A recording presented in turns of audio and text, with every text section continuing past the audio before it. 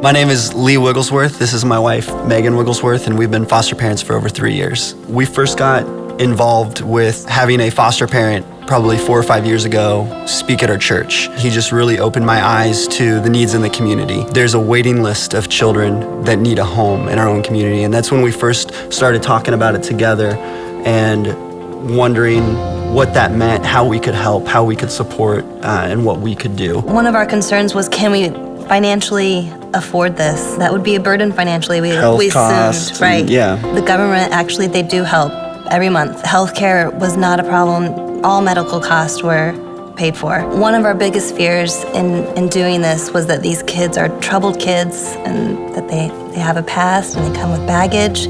It's not true. These children are in this situation because they are neglected, abused, or abandoned, and they are the victims in this. The other thing that we thought was, because we were both working full-time when we started thinking about this, Childcare, right. And they work with you on childcare to provide that for you. Some people would be maybe put off or scared by dealing with the state. It is not scary. Mm-hmm. And we've had a wonderful experience with our case managers. They are very loving.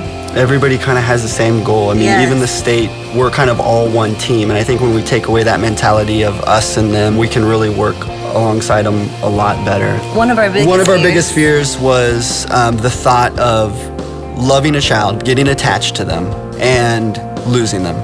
And we learned through it that getting attached to them is exactly what they need. It's the most common thing that people say to us when they meet us. I couldn't do what you do. I couldn't afford to leave them. And what I always tell them, instead of, you're saying you can't imagine yourself loving and losing a child, instead of imagining yourself loving a child and having them reunified and taken from you, try to imagine the alternative to what you're saying if you don't do it. The alternative is a child never knowing love.